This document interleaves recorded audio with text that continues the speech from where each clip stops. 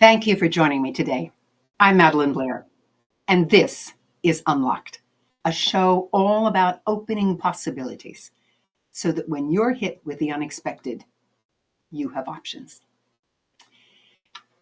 Holidays are always anticipated. I mean, sometimes with joy, sometimes with sadness, sometimes with a certain anxiety as you think of all the things you have to do before that holiday. And today, we're going to bring you some sanity, some ease to that anxiety. Because I have Dr. Anna Yusim to join me. And Anna, I'm going to bring you on. Where are you, Anna? There you are. There you are. All right. Anna Yusim, the founder and CEO of Yusim Executive Coaching, is a psychiatrist, speaker, and lecturer at Yale University School of Medicine. She's helped over 2,000 people in 60 countries, including Forbes 500 CEOs, Olympic athletes, and celebrities. A well-rounded and passionate individual, I can attest to that. She also is the author of Fulfilled: How the Science of Spirituality Can Help You Live a Happier Life, a More Meaningful Life. Anna Yusim, welcome to Unlocked. Thank you so much, Madeline. It's a pleasure to be here with you. And I think we're going to have a lot of fun today. Sure. For sure. As a child, I loved it when my mother would say that, there's a holiday coming up. I mean, I knew I'd be recruited to do some cleaning or maybe some table setting or maybe just waiting quietly, as I was not very good at doing. But it was always with great anticipation. But, as you get older and your responsibilities seem to grow, there's that sense of, oh my goodness, this is a little more complicated than I thought it was going to be. So what is it that makes people more stressful during the lead up to and the execution of a holiday? Yeah, I think that there are so many things. The holidays are a time of revisiting with family, revisiting your past, revisiting who you used to be, seeing people who you might see once a year, having a lot of free time to really be with yourself. All of these, in and of themselves, are things that can bring stress to many busy people. And yet, all of them together could be overwhelmingly stressful. It also could be overwhelmingly wonderful and relaxing. So let's break down all the different things that happen during the holidays. First, right? Seeing family, seeing people who you haven't seen in a year, who maybe you see just once a year.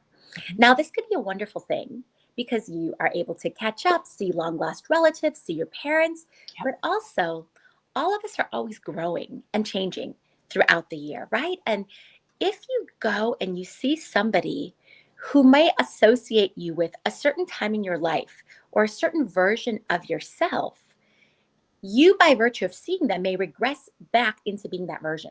So, for instance, for a lot of people, like they see their parents and then they regress back into childhood and they're like, oh my God, why do I even come home for the holidays? It's super stressful, you know?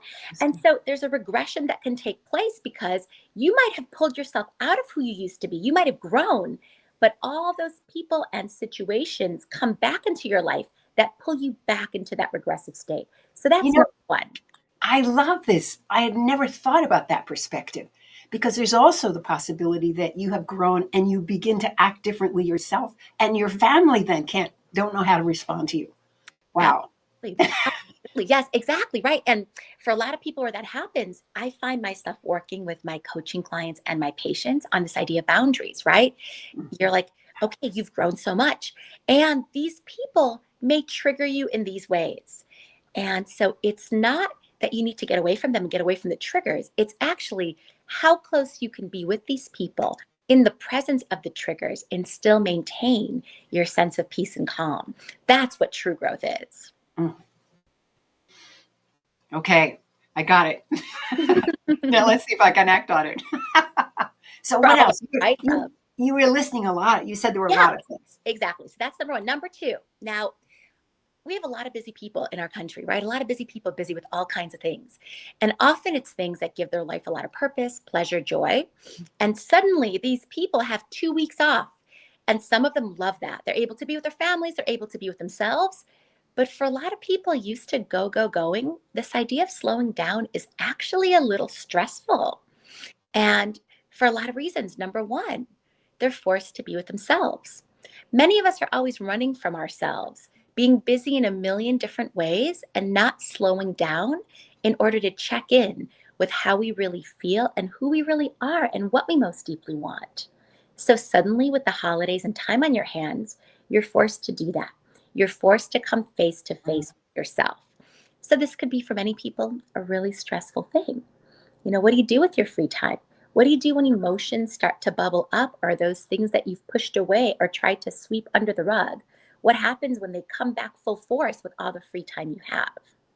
Right? So that's another thing. Mm. This one is one I have to really think about because I'm one of those busy people and I We, love being busy. I mean, that's why I'm busy. Mhm. Yeah. You're right. What I do is tend to fill the holidays with activities. And you're not alone. Okay. All right. Number two. Yeah, number two, and number three actually is related to number two because so right after the holidays, January is the greatest time for divorce in the whole year. And so a lot of busy people who have marriages that are in many ways imperfect are able to deal with their imperfect marriages by being super busy, and suddenly you have 2 weeks or so with your significant other.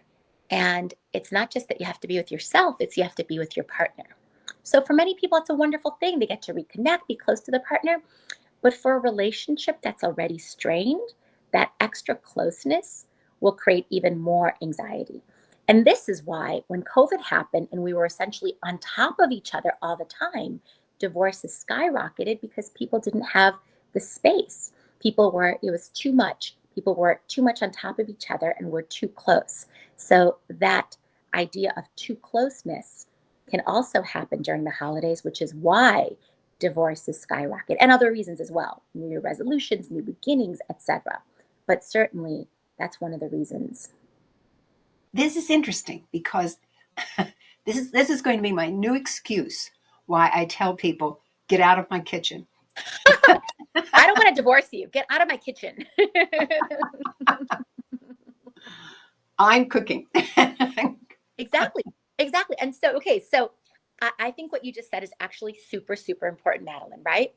What you just said, get out of my kitchen, is a form of setting your boundaries. The way in which people can actually stay in relationship and modulate the right level of closeness is to have good boundaries. They say the old adage, good fences make good neighbors. And the better your boundaries are, paradoxically, the closer you can get to people. The more you're able to say, no, get out of my kitchen, I need space, the more you're able to be in relationship with someone without them driving you crazy and vice versa. So I think you said it jokingly, but actually there's a lot of truth in the humor of it. Oh, I can tell you there's a lot of truth in it. I'll never forget when my brother-in-laws would come in and they knew I hated them to be in the kitchen because I had things to do. And they didn't neither of them had any clue about how to cook. And they would come in as a joke. And I finally got very angry. And it still took them a while before they realized I was very serious and they left. This is making me feel much better though, I have to tell you. I'm so glad. And if there's anything that I want us to do today, it's to get people feeling better and to have good strategies for the holidays to really be great and fun, and for them to have the right boundaries, and for it to actually enable them to deepen and lead to closeness in relationships. And sure, if people need to end marriages or end relationships, God bless, of course. You don't necessarily want to prolong the inevitable, but for people also to have a good path out and to really know what they most deeply want and know how to move forward with that. Mm, wow. So is there more? Okay, so I think those are the three key reasons why holidays are hard, right? But there's so many others, right? The holidays are also a time for people to reevaluate. They reevaluate what's happened in the year. There's a new year. Was I successful? Did I accomplish my goals? Did good things happen? It's really one of the times that people do some self accounting. Self accounting is really a beautiful spiritual practice. And in many faiths, including the Jewish faith, it's recommended that you do that every night, that you look through your day and you ask yourself the question, do I feel good about what my day held in store? What am I proud of? What am I less than proud of? What would I have done differently? What would I have done again? What can I learn from this day? And to ask yourselves those questions before you go to bed as a way of doing some spiritual accounting, spiritual record keeping with yourself and also between you and if you believe in God, between you and God. It's a really beautiful practice. So, for a lot of people who don't necessarily do that daily, they look to the end of the year to do something like that. And so, if the year didn't hold in store what you wanted it to hold, you can get a little depressed. You can feel sad. Very legitimate, normal, healthy feelings to feel because as you metabolize what you're feeling, you can then move forward and figure out what do you do about it and how do you move forward beyond it. So that's another reason why the holidays could be a little bit hard. As you're saying that, I'm thinking to myself, okay, if I did it daily, and in fact, actually, I do it daily, not as prescribed as you suggest, but that's always in my mind. But the idea at the end of a year to think about what happened during the year is almost overwhelming. So that alone is tough, let alone going actually through it. Absolutely. Absolutely, right? Yeah. Yeah, and so I think, it's a really wonderful thing when you are somebody who is psychologically minded and looking at your own personal growth as one of the ways in which you evaluate your life and how well life is going. And what it makes me think of is the different forms of happiness that life can take and what leads to those forms of happiness. There's the hedonic happiness, which is the avoidance of pain and the acquisition of pleasure. That's one form of happiness. And then there's the eudaimonic happiness, which is more like from Aristotle. And that's the happiness that comes from knowing that you're living a good life, from making important choices that are meaningful to you and moving forward with those, even if you're not happy all the time. And even if some of your choices involve sacrifice and pain, but it's more the meaning making process that is the derivative or the root of the happiness as opposed to the avoidance of pain. I love that distinction. I really do. Because there are times when you can have true, what you call hedonic happiness in the midst of pain. For Absolutely. example, for example, when I lost my mother, I was in enormous emotional pain. I was very close to my mother, but I was able to actually give her eulogy, knowing that it was the right thing to do. Yeah, and it gave me great pleasure to do that, even though it was hard. Absolutely. I think that's really, really beautiful, Madeline. And, the idea of doing the right thing and acting morally and ethically, there's something that's very powerful about that. And often to do that, it means going against what may be our own self interest or our own emotion in the moment. Like you're in deep pain. The last thing you wanted to do was give this eulogy, and yet it was the right thing. And so you did the right thing. Right. And, I'm listening to the spiritual teacher Sadhguru yesterday. He was saying that making moral and ethical decisions often is not so much for the individual, it's sort of for the society, doing those things that are hard. But there is also something at the individual level that comes from knowing that you've done the right thing and living in accordance with that conception of your identity. Mm. I think your example is a really, really beautiful one, you know? As you're saying that, excuse me, I'm thinking about what is it in our human nature that uh, that aspect of giving something for the community as opposed to just ourselves. There must have been something in as we evolved to this point that helped us survive when you actually were willing to give to the community? I'm sorry, I'm going very Yeah, esoteric. absolutely. No, no, you're exactly right. Like, what's the evolutionary advantage, Oh, right, of yeah. cooperation as opposed to competition? There's Mhm. a ton there's a ton of evolutionary advantage.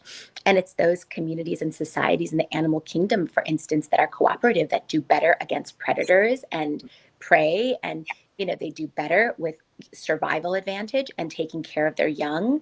There is so much evolutionarily.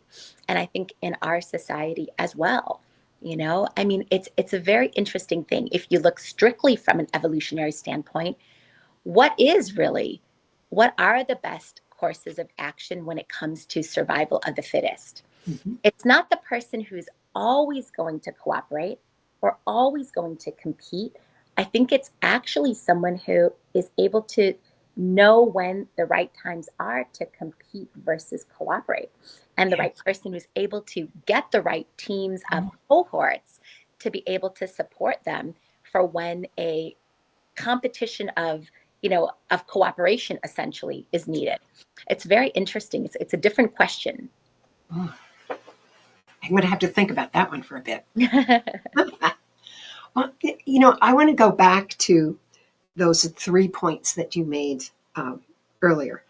And I wonder if we can actually demonstrate. I mean, we haven't talked about this, but I'll just try.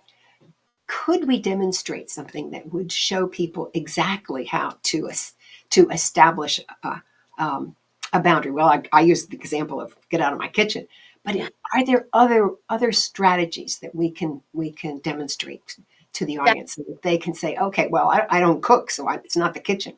definitely. Definitely.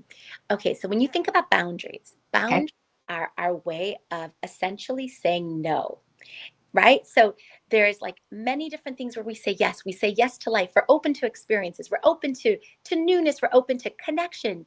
And boundaries are like, this is where I end and where you begin. So stop, no, give me space. So a boundary is a no. It's the opposite of a yes. However, every time that you have an honest, authentic no, it actually creates more space for your yes, for your true, authentic yes. And Interesting. so yeah. And so for you, get out of my kitchen. If indeed that was a true, authentic no, I need more space. This is the time that I need for myself to create something beautiful for the family. And you're overwhelming me because you're on top of me. And I can't do 20 things because I'm trying to create the Christmas dinner for the family. That's your no, right? And so that's one example. Now, with boundaries, especially with women, women traditionally are the caretakers. We like to say yes to everybody, especially as mothers. Yes, yes, yes, yes, yes, sacrificing, right? And that's, of course, historical. Not all women are like that. Not all women now are like that. Plenty of men also are like that. Also, a yes is also about caring for others. A yes is about putting the needs of others before your own. A yes is about people pleasing. No is about my needs are important too.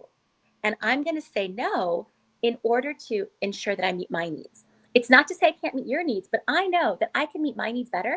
Mm, I can actually help you meet your needs better when my needs are met. yeah. And so I take that very seriously. So for a lot of people, that's going to be like, but that's so selfish. How could you be so selfish? First of all, how could you even have needs? You're not supposed to have needs. Especially with children, your needs are supposed to be all about me. You have needs? Why? So how do you suddenly have needs? Your needs were about breastfeeding me and then taking me to kindergarten and da, da, da, da, right? Yeah. Shocking. And but I think that that's, all of these are examples of where boundaries are set and where somebody decides, you know what, I need some space for myself. Mhm. And not only that, but I can communicate that to you. I can ask for what I need. And not only that, but I can ask for it in a kind, compassionate way where I can also be Mm. understanding of your perspective. And I can do my best to ask it in a way that you can actually palate and hear so that you can see the advantage of me having the space that I need. So, for example, Hmm? let's say at the dinner table, um, someone moves into a subject that is, um, and this is going to happen around the family holiday meals. They're going to enter a topic that they have perhaps adamant beliefs on, and the rest of the family uh, find it very uncomfortable. Now, that's a place where I think you want to set a boundary, if I understand you right, that says, we respect the fact that you have this opinion, but we really can't engage in meaningful conversation because it gives us pain to do that. How would you, is that an example, and how would you handle that? Absolutely, absolutely. And so, if someone engages in a topic that is highly divisive politically, because right now there is all sorts of political views, whether they be religious views, views about certain places in the world, views about vaccination status, COVID, whatever else there is, strong political views about, and all sorts of other things. You can say, and I think also, on one hand, it's a very delicate thing. We want people to have free speech, but we don't want people's free speech to impinge upon the freedoms of others. And I think that this is the whole thing with free speech, right? We want people to be able to engage in civil discourse because that's what fuels things forward. And we also don't ever want to feel as though somebody's free speech is so oppressive and a form of hate speech. And this is where things are moving right now, that people are accusing each other in different ways of hate speech. And for a lot of different reasons, there's a lot of different reasons why this is happening in our society, in our culture, in our country. And so if you find things getting a little bit too heated or political, you might want to ask these people, Uncle Sam, I understand that, you want to have this discussion, but there's other people at the table who may feel quite triggered by your viewpoint. Mm. I don't want to say that you can't share that, but if you wouldn't mind, would you mind maybe speaking privately about this? Or can we change the topic for now? We really want to make the holidays a time of unity and love and for us to be together. Mm. See what Uncle Sam has to say. And he might be like, why can't I speak my piece? And I bet you there's a lot of people who agree with me and da da da. And then you say to him, you're probably right.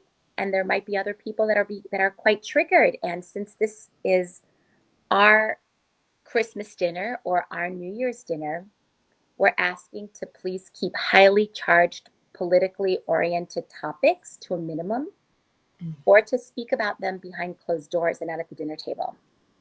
And that's our request for you.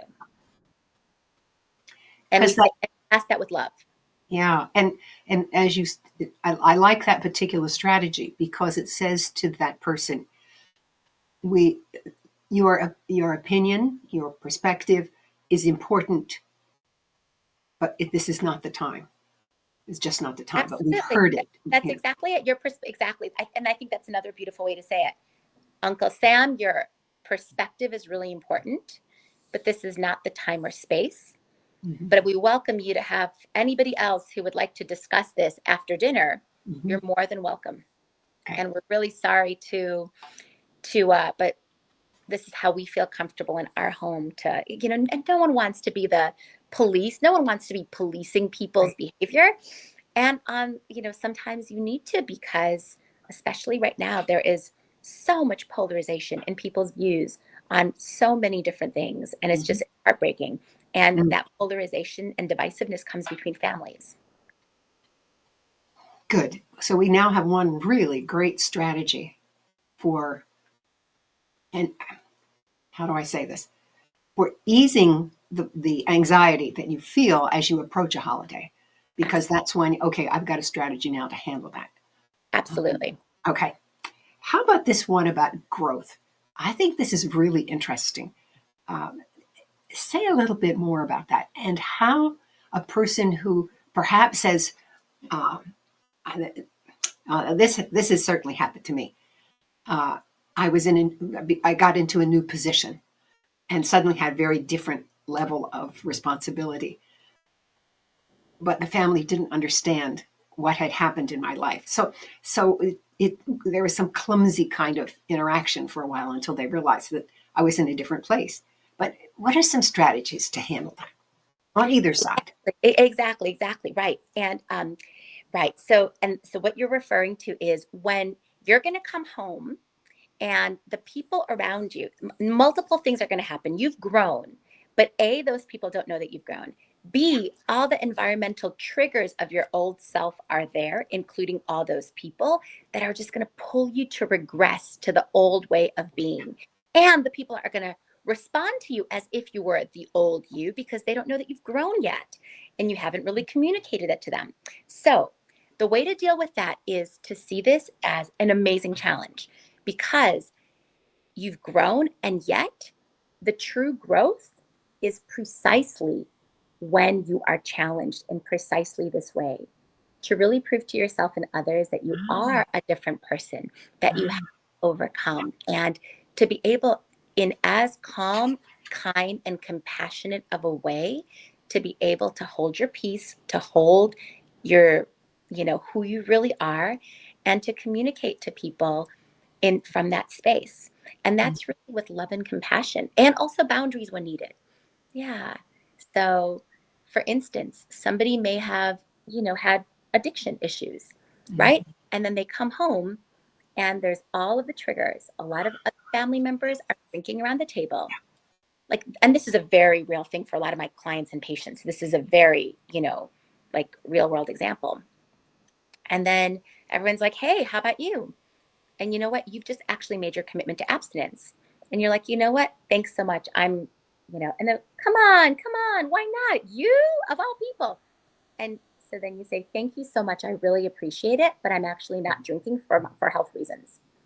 mm. And if they say it again, then you say it even firmer. Thank you. I really appreciate it. And like I said, for the third time, I'm not drinking for health reasons. And I hope that you can respect that. Mm. As you're talking, I'm thinking about um, the example also of, say, a young person who has made I'll call it a recognition in their own life with regard to their sexuality and coming back into the family with a new understanding of who they are. I mean, I personally haven't experienced that, but I can imagine that it's it's got to be difficult to, as you say, Absolutely. And that's huge. That's huge. This is another place in our culture where there is such polarization and such lack of knowledge, lack of understanding. And I feel like for the younger people who are going through these things, where there are older people who just like have no clue oftentimes, it's on the younger people either to set really good boundaries or with kindness and compassion to educate the older generation. So, grandma, let me tell you about my process. I'd love to tell you about my process, but it's really important to me that you don't judge me. And if I feel judged, I'm going to have to retreat and I am not going to really be able to comfortably tell you about what I've been going through. I mean, I Mm, would love to share it with you. yeah. And usually if you have a grandma who's super judgmental and who's going to, as some grandmas or grandpas are, you might choose not to share that with them and instead set the boundary. And you might choose to say, Grandpa, this really isn't something that I want to talk to you about. I appreciate your questions about my personal life, but that's really personal. Mm. As you're saying that, I'm thinking to myself, I'm a grandmother, and the idea of not allowing a grandchild to share a piece of their life with you is so self-defeating, because what you want to do is be a part of their life, and you can't be a part of their life unless you know what their life is. Totally, Wow. totally, exactly. And so as a grandparent, you say to them, um, what's his name? Chuck, I'm so happy to see you. I know that you've been going through a lot. I just want you to know that I'm here for you. I want to support you in whatever way. I would love to hear about how you're doing. I would love to listen and hear Mm, from a loving, completely non judgmental stance. I just mm, want you to know that the door is open for you. And yeah. then you can put that out there. And in putting that out there, also to have no expectation that they actually would come, because that creates, just almost like expectation and demand energy. They feel that you need something from them. But on the contrary, what you're doing is you're showing them love and that this is a safe space Yeah, if they so choose. if they so choose, and then it becomes their choice. Yeah. And Oh, 100% their choice. And you've already created that space by offering that. So you mhm, feel so mhm. good about that. Oh, I like this. I like this a lot. Okay, now there was a third thing that we talked about earlier, and it was this busy, busy, busy, busy, busy, and that suddenly are faced with empty time. Yeah. What are some strategies? I know what I do. I just keep Yeah. doing more things. Yeah. Exactly. And I think, Madeline, that's a strategy that most people do. They like have super, super busy holidays. And that's one way to do it. Absolutely. And that's just, continuing onwards with your routine, etc. But another way that actually could be a precursor for growth is giving yourself some downtime and actually going out of your way to create pockets of time and space for you to sit in deep reflection, to sit in silence, to sit in meditation, to do some journaling, to really use this special time of year for self reflection and looking inwards and just being with yourself and seeing what comes up, you know. And even just sitting and watching your thoughts. Like there's a really fun and easy meditation, and you just sit, and it goes like this. You sit and you see what thought comes into your mind, right? And when whatever thought comes in, you label that thought and you say, okay, I'm having a thought about my grandson Jimmy and how he's doing, and well, and how excited I am to see him. So then you imagine that thought, you take it, you actually put it out of your head, and you imagine putting it on a cloud that's passing by. You're putting this thought on the cloud, and the cloud takes it and floats away. And then what that does, by virtue of you having taken that thought out of your brain, is you create a vacuum in your mind. And so now you're ready for the next thought. So what's the next thought that comes? The next thought is like, okay, I still need to do my Christmas shopping. Should I go to Saks or Bloomingdale's? Okay, so that's the next thought. So then you're like, I'm having a thought about Christmas shopping. You take that thought, put it on a cloud, watch it float away. There's another vacuum created in your mind.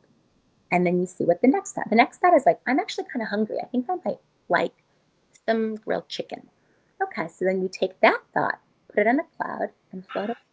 And so what this does, it's actually a super powerful exercise, because what you're doing in that is you're changing your relationship with your thoughts. Rather than your thoughts coming into your mind, taking up whatever space they want, and them leaving when they're ready to leave, the thoughts leave when you're ready for them to leave. You're actually exerting control over your mind by having this really powerful relationship with your thoughts. What occurs to me is as you name them, it's almost as if you've put a boundary around them. Okay, you're contained now. Yeah. You're called shopping, or Yeah. you're called. I love that because it really, I mean, as you're giving those examples, I'm running through my own mind. Well, okay, then that's done. I know what that is. I'll remember it. Ah, great, great. What a Yeah. great strategy. I never would Exactly. have thought of that. Yeah, and these are all fun things. Whenever things are stressful, as the holidays will inevitably be, it's time for us to cultivate and create some strategies. And every strategy we have, it kind of up levels us. It up levels us, gets us to our next level, helps us deal with stress better, helps us learn more about ourselves. And so this is a really precious and special time. And I'm also curious, Madeline, what are you doing for the holidays? What will your holidays be like? Please do share with us. Oh, all right. Well, my sister is going to celebrate at her house. She's going to cook the dinner. I'll probably bring something, but we tend to go there because it's much harder for her to come to me or to my other sister. So we'll be going there. Now that means that my husband and I will do some celebrating the night before, and then we'll get in the car early on Christmas morning and try to beat the traffic to get to my sister's house, and then we'll come home that evening. So it'll be a simple thing. A lot of driving involved, but my husband loves to drive, so that's not stressful for him unless the traffic goes crazy. But if you time it right, you're okay. So that's and now this is interesting. A friend of ours came over to our house the other night, and he looked around and he said, how did you get to do all this decorating? Now, my house is not decorated heavily, not at all. But I have certain things that every year I bring out and I put in their places. I don't try to change it or anything. And I thought about it afterwards and I said, that was a way for me to reduce the stress and anxiety of getting ready for the holidays by not trying to decorate differently every year as I used to do. Now it's these pieces go here, these pieces go on the fireplace, these pieces go over it. And then it's done. And it's done in about 10 minutes. And Well, okay, maybe a half hour. Yeah, but I love that. I love that because you're like, you know what? Like, I don't want to stress. I really want to enjoy the holidays. And so, what are the things that create stress? Oh, it's the fact that I'm decorating in all these different ways, and maybe I don't need to. And then Yeah. So I love what you're saying. I think that's great. I think that's very wise. And you're taking the pressure off of yourself so that you can focus on what's important. And I'm sure your house will still be lovely. And you just, less stress, less burden. Yeah. Yep. Hmm. In Love fact, that. I have another strategy on that one. Tell me. Tell me. I have a closet under staircase. When you Hmm. go into the basement, there's a little closet built into under the staircase. And I decided that's where Christmas decorations are going to go. And if it doesn't fit in there, Hmm. Hmm. it doesn't get saved. Hmm. Hmm. Hmm. And if I have something new I want to put in there and I have to take something out, I take something out and it's given away. Yes. So I Perfect. talk about Perfect. boundaries. Yes, I love that. About boundaries, it's perfect. Exactly. Yeah. I think that's the other thing, right? It's like recognizing when, you've had enough of something. And there is a really beautiful feeling of emptying your closet, of being able to like release, right? Because we're such accumulators. There's something really wonderful with the release process. It's so easy to hoard all kinds of things because we live in a Yes. world of things. Now, to be Yes. able to, especially to find a new home for your things, in somebody else's home in the Salvation Army as a charitable donation. There's something that feels really, really lovely about that. Yeah. But it seemed like a good solution because I don't like to have things laying around. And Totally. it just goes right into that closet. Exactly. All right. Well, we've got all kinds of strategies. Uh, but, well, I don't know. I was just going to ask you another question, but I think we already have talked about it, which is how can you anticipate things? Because I frankly thought that some of your strategies were going to be about planning, and you haven't talked about planning at all. Yeah, yeah. I mean, for sure. Like, you can think about, like, especially if you're doing this as a family or on your own, what are the most stressful things that I anticipate? What is the worst case scenario? It's always good, just as a human being, expect the best, but prepare for the worst. So if you're having dinner somewhere, if you're having, you could think, and if it's going to be with a lot of triggering people or family members who, push people's buttons or say the wrong thing or have political views completely different from your own or whatever, what is the worst that you can imagine? And how do you respond to that? So I love that. I think that that's just a great way to live life in general. And of course, to prepare for the holidays, Madeline. Mm, okay. Wow. I've never thought about it from that perspective, the worst thing. But it immediately, a couple of things came to mind. And not that they would be, life threatening. They just would be unpleasant. And so now I'm gonna be thinking about, is there a way I can just get around it? Yeah, good. Well, we've talked about the holidays and the stress. Are there? Let's take it to the extreme. Are there physical things that happen to us if we don't learn how to deal with some of these things that you're suggesting? Oh, for What? sure. I mean, absolutely. So if we neglect ourselves, if we neglect our stress, our well being, if we do things that continue to stress us out, if we don't set boundaries, which, life is hard. We don't always do things perfectly, far from it. Sometimes life will just be overwhelming. And despite setting all the boundaries that we can, difficult things still happen. Um, and so, what happens with stress? Absolutely. Stress increases the likelihood of every single kind of disease that you can imagine. And so, you want to do everything to minimize that to the best of your ability. Now, we also live in a stress based society. We live in a society where we are very productivity based, materialism based, hierarchy based, competition based. Those are all things that create stress just by definition. And so the more that you can do those things that bring you joy alongside stress, and there's some things that could be stressful, but also are really joyful, like being able to, create an amazing dinner for the people that you love, which could be stressful, and you try to make it as stressless as you can, but also so joyful because you are being of service and doing something so wonderful. Yeah. So, but absolutely, stress has been shown to increase the likelihood of mental and physical health conditions, almost every single one. There's nothing good about stress, and yet it's an inevitable part of our life. Yeah. Well, I want to shift our conversation just a little bit. A lot of the people who watch this show are people who are in careers. As I'm thinking about those three things that you said were stress inducing, that the fact that you've grown and it could be threatened to be aggressive, busyness, boundaries. Um, let's say I'm in sometime in my career, and how can I use those ideas, or can I use those ideas to even prepare myself on a day-to-day basis? Yeah. For life in general, not just for the holidays, just Yeah, yeah. yeah, for sure, for sure. I mean, you think about like, I think in general, like you think about what brings you joy. What do you want to say yes to? What are you a full yes to? And what are the things that you might want to say no to? I think the idea of boundaries is something that you want to apply to your everyday life and just really do an assessment of your life. Look at your life. What are those things that you're giving time and energy to that might be exhausting, that might not be paying off, that might be really a waste of your time and energy ultimately? And then what are those things that really are most meaningful to you and truly valuable that you want to maybe give more time to?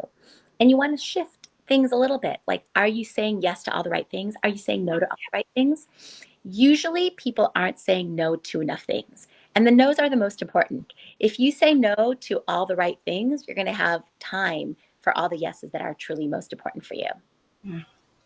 Oh, I love that advice. And that's so hard to do when you're pursuing a career, because okay, I got to do this and do this and do this because I want to reach a certain place, whether that's a level or whether it's a particular area that you want to work in.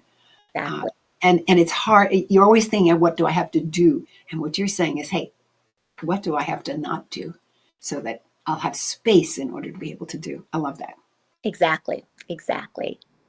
Okay, I have one other question for you that's again slightly off the general topic of the holidays, but I am curious. You wrote a book called Fulfilled: How the Science of Spirituality Can Help You Live a Happier, More Meaningful Life. Could you take a minute or two and just talk about that book a little bit? Yeah, definitely. It's a lot about the things we've been talking about, Madeline, and it's about three primary things. The first one is authenticity, being true to yourself, asking that question, who am I underneath all the masks that I may wear, underneath all the expectations that everybody else may have of me? Who am I at my core, and what do I most deeply want? And what choices do I make in order to get there?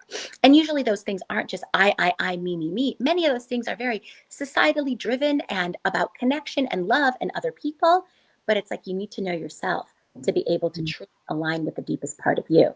Yes. That's the first part. I have to tell you, I had to interrupt for just a sec. When I did my work on resilience, the people who were highly resilient always knew who they were. Absolutely, absolutely. And I want to actually, I'd love to learn more about your resilience work, Madeline. Can you tell us a little bit about more about that work?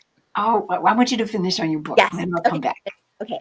So, Authenticity is yeah, number one. authenticity. Yes. The second part was soul correction. Soul correction is about those things our soul has come into this world to correct. And you can know your soul correction by asking, what is the greatest source of pain in my life? It's those things that keep coming up in our life again and again and again, often much to our chagrin and dismay, and despite our best efforts to change it. And our soul corrections could be anything. For some people, it's to be more independent. For some people, it's to be more interdependent. For some people, it's improving your relationships in a certain way, harnessing your personal power, transforming fear. Those are just a few examples. Overcoming addictions. Those are just a few examples of soul corrections. And Mm. then the third part, yeah, uh-huh, No, yeah, no, I'll come yeah, back. yeah. And then the third part is connecting to something greater than yourself. And that section has four sections on consciousness, on synchronicity, interconnectedness, and immortality. And so that something greater than yourself could be God, it could be the universe, it could be a collective consciousness, it could be a set of collective values like hope, trust, perseverance. Basically, anything that elevates your sense of who you are and connects you to something greater than yourself. So the book is really about that. Ah, I really like this. I'm going to have to get the book now. Uh, well, I told you already about authenticity, no question. The soul correction I find just fascinating because it's the kind of thing that you kind of have to live with for a while before you discover those things.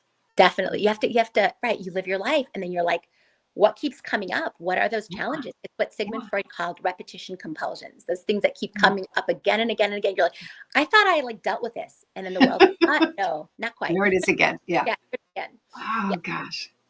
That's that's interesting because that's also comes relates very much to the authenticity because you have to keep delving into who are you and one of the things I ask my clients to do is write personal stories from their life each day, a little one, just write a little one. And over time, you start reading these stories about yourself, and you suddenly discover, oh, that's why. And you really begin to know not just who you are, your authenticity, but also the little pieces that make you up. And I love that.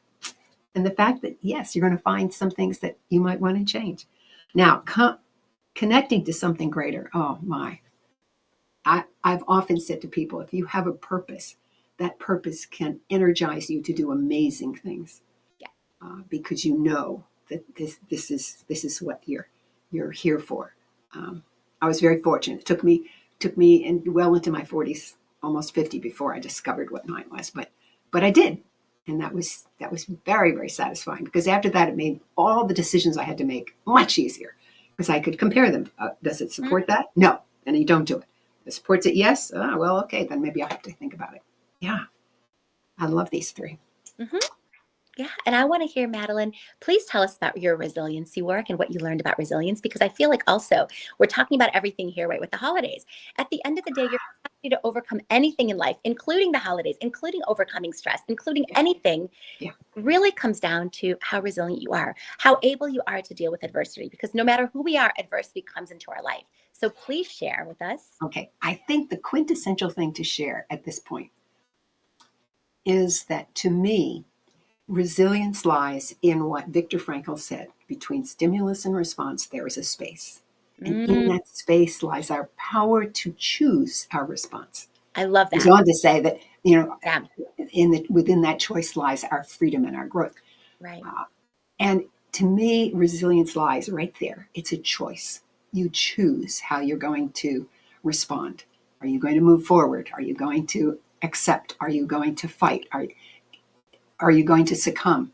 And what we're talking about here is, listen, there's so many options you have in front of you to deal with the things that create anxiousness within the holidays. Choose those strategies rather than just saying, oh, it's going to happen. So that would be what I would say about resilience at this point. Mm, And I beautiful. can't believe it, but we are out of time. Oh, this conversation has gone so amazingly. But I do want to first thank you and ask you, are there some final words that you'd like to leave to the audience? Absolutely, absolutely. So, Madeline, I love the point that you made, and I'll make my final words exactly what you said, that this is, as Viktor Frankl said, that no matter what comes into our life, we have one choice, and that's how we respond to the circumstances of our lives. We can't control the circumstances, we can choose our response, and that's the last of the human freedoms, to choose how we view the world and what we do about it. So that would be, yeah, I'm with you 100%. Oh, Dr. Anna Yusim, thank you again. Thank you, Madeline. Every now and then, there is something that changes how I think about the world. Grounds for Thought is a place where I talk about these moments so that you can explore the meaning for yourself. Today's book is I Come to Get Me, an inside look at the Junkanoo Festival by Arlene Nash Ferguson. The book looks like this. And I want you to just really take it in that wonderful graphic here, this fanciful, whatever it is, this fanciful thing, because that's very much what Junkanoo is about. Now, I will tell you that in the US, we've heard of Mardi Gras, kind of a wild celebration the day before Lent begins. But what few of us are aware of is that there are masquerade events in South America and in the Caribbean islands. And as much as I knew about Mardi Gras and other celebrations, I never knew there was something called Junkanoo. Now, it is similar to other celebrations, Participants in the parade dress in costumes. They ride on amazing floats that, by the way, are all handmade in designs that change every year. But unlike the other celebrations, Junkanoo occurs on December 26th and again on January the 1st. Boxer's Day, this is in the Bahama Islands, so they're very British, Boxer's Day and New Year's Day. So, why do I know about Junkanoo? Well, there used to be a conference called Festival in the Workplace. I thought it was always a very interesting concept of bringing the essence of a festival into the workplace. And it didn't mean dressing up in costumes and doing fancy things. It meant something very different.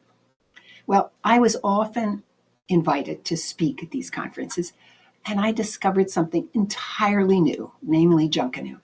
I was not there during the Junkanoo celebration. We never came during that celebration time because the island is just incredibly wild at that time and full of tourists. But I met someone who has lived his life in the Bahamas and knows it well. We met some of the people who design and make the costumes and the floats. And slowly, the deeper understanding of what was going on began to dawn. Now, before I tell you more about the book, I'd like to tell you what Festival in the Workplace was actually celebrating. You see, when the people in the Bahamas would be preparing for the Junkanoo, they would have to create their costumes and design the floats and make the floats. And they did it in a place that they called the shack. So each group had a shack. Now, the shack, you say, well, that was just like a workroom, a shed where they would go, a barn where they would do this work.